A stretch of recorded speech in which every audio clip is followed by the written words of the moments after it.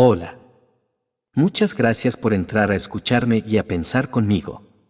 Siempre hago alguna pequeña aclaración antes de entrar en materia a hablar del tema en cuestión que trataremos en cada vídeo, y en esta ocasión es algo que considero importante que tengas siempre muy en cuenta. La verdad no la dicto yo. No la dictamos nosotros para que se nos siga sin rechistar ni cuestionarse nada. Todo lo que comparto es mi perspectiva, que está formada a partir de la experiencia que yo puedo haber adquirido a través de mi propia existencia en los lugares en los que he estado, situaciones vividas, y también aprendiendo por supuesto de otras personas que me ayudaron a crecer. Tú siempre debes pensar por ti mismo y valorar si quizás sientes que las cosas pueden ser ligeramente distintas, totalmente opuestas o estás por completo de acuerdo. Lo más importante es que tú tengas el poder. Que tú adquieras siempre el valor para tomar responsabilidad propia sobre tu percepción de la realidad, pudiendo estar de acuerdo con otros parcial o totalmente. Con esto, lo que quiero decir es que en cada tema siempre hay mucho más. Todo esto podría llevarnos meses de debates interminables. Así que lo que pueda yo decir aquí, podría ser completado o complementado por lo que tú puedas sentir que hay. Porque tú puedes llevar dentro una parte de conocimiento que otros aún no han adquirido, y viceversa. Incluso aquí entre nosotros tenemos a veces percepciones distintas sobre uno u otro tema. En la Tierra, cuando esto ocurre, se tiende a enfrentar una opinión contra la otra y decantarse por una de las partes. Sin embargo, por lo general, las opiniones denominadas como opuestas tienden a ser, en realidad, complementarias. Por ende, en verdad, nunca son opuestas.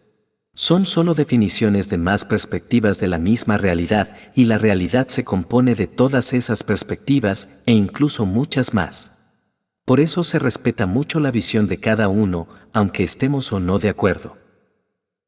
Dicho esto, podemos empezar por intentar responder a la pregunta que el título del vídeo propone. ¿A dónde vamos cuando morimos? Podrías llegar a pensar que es frustrante o repetitivo, pero la verdad es que pocos temas hay que tengan una respuesta sencilla y corta. La verdad es que depende de muchos factores, empezando porque en realidad no vamos a ningún sitio físico como tal. Sí que podríamos dar una respuesta más simple en este caso, que desglosaremos lo mejor posible después. La respuesta sería, a donde te lleven tus ideas.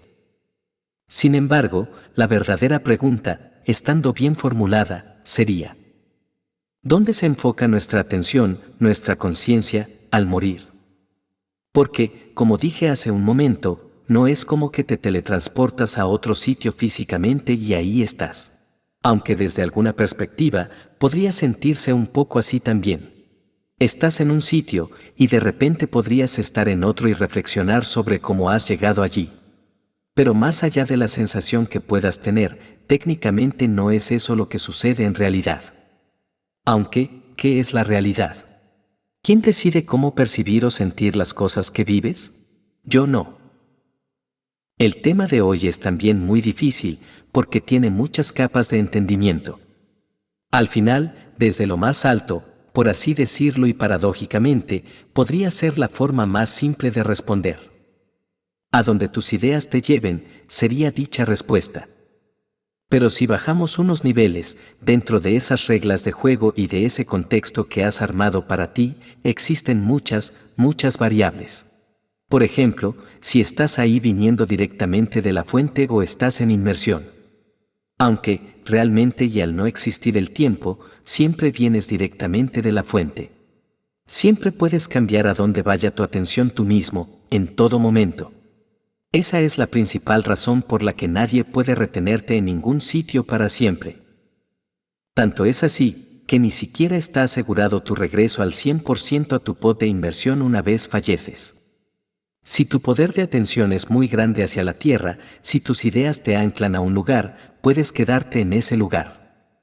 De esta forma, podría suceder que la persona en el pod no se levante nunca, o que se levante pero su atma o punto de atención se haya fragmentado nuevamente, formando dos personas distintas que se influyen, pero no viven la misma experiencia exactamente.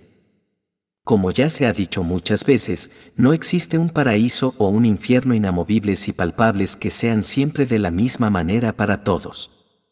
Según como tú piensas que funciona, así lo creas y lo acabas manifestando. No entraré en más detalles sobre esto, porque mis compañeros ya lo explicaron anteriormente varias veces, como digo. Pero así como tú mismo puedes manifestar un infierno, un paraíso o lo que sea, también puedes manifestar un más allá. Una entrevida tal y como tú la conoces o la imaginas. Entonces, la entrevida o el más allá podría incluso ser diferente para cada persona o punto de atención. Incluso podría ser similar entre varias, porque así lo han acordado. Igual que funcionan los acuerdos de percepción en vida, también en la muerte. Recuerda siempre que todo son ideas, contextos, pensamientos, creencias. Por esa razón, yo no estoy del todo de acuerdo con el concepto de venir de la fuente, o de haber estado en la fuente, o de cómo te sientes en la fuente. Porque siempre que te percibas como algo o alguien, incluso sin una identidad clara ni tampoco una forma como tal, y aunque te percibas en un reino de completa integración, amor y luz y sintiendo que todo está bien, en realidad estás percibiendo otra realidad más. Otra idea. La fuente no es ni siquiera un estado de conciencia. Es la que anima todos esos estados de conciencia. Siempre eres la fuente, siempre estás ahí. Percibas lo que percibas, estés en la densidad que estés. Todo lo que imagines, todo lo que vivas, todo lo que pienses, sientas, veas, escuches, todo está siendo tú, como fuente, funcionando, animando todo eso. Entonces, para mí la fuente es simplemente el motor. El núcleo. La conciencia en sí misma. Nada más que eso. De esta manera, cuando mueres, tu conciencia o punto de atención se reconduce hacia donde tu vibración y tus pensamientos te hacen compatible, siendo incluso posible no vivir la experiencia de la entrevida ni del más allá, ni nada por el estilo. A veces, tus ideas te llevan directamente de una vida a la otra. Y aquí te recomiendo haber visto los vídeos que anteriormente subí sobre el funcionamiento del tiempo, para comprender bien lo que sigue. Aquí no solamente estoy hablando de la conocida rueda del samsara, ni estoy hablando de repetir la misma encarnación constantemente hasta que liberas el karma. De eso ya se ha hablado algunas veces, y en todo caso sería tema para otra ocasión. Estoy hablando de ser Ernesto y encarnar en Fernando, nada más morir Ernesto sin ningún paso intermedio. De repente, pasas a estar viviendo como Fernando. Y no necesariamente pasas a vivir el momento del nacimiento de Fernando ni la formación del feto, y aquí viene lo interesante y complejo. Digamos que Ernesto murió sintiendo que estaba solo y nadie le comprendía, y esa situación le atormentaba profundamente. Cuando Ernesto muere, su conciencia encarna automáticamente en un momento de la vida de Fernando en el que las circunstancias le hacen sentirse profundamente solo e incomprendido. Es decir, desde cierto punto de vista, entraría como botín.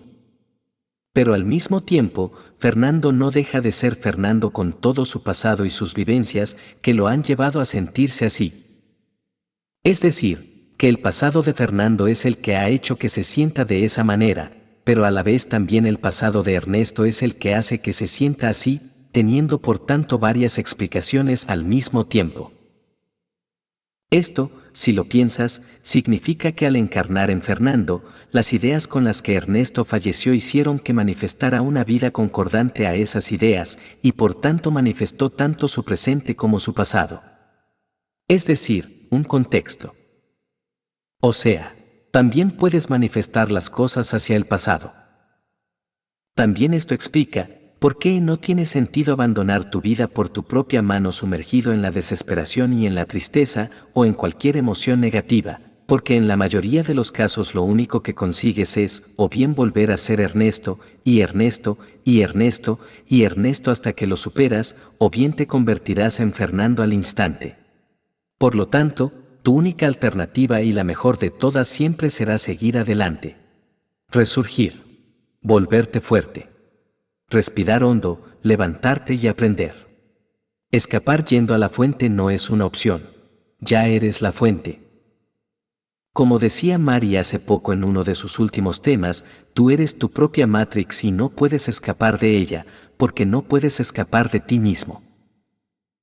Ahora, podrías tomar esta información como una noticia horrible, sobre todo si piensas que no eres capaz de superar la situación que te abruma.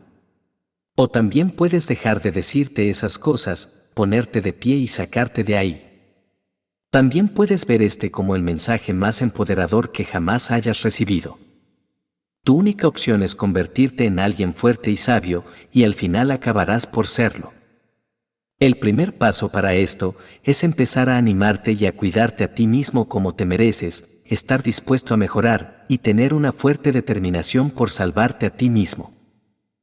Si te ayuda, imagina que dentro de ti hay un niño o niña que te ha acompañado durante mucho tiempo, que eres tú.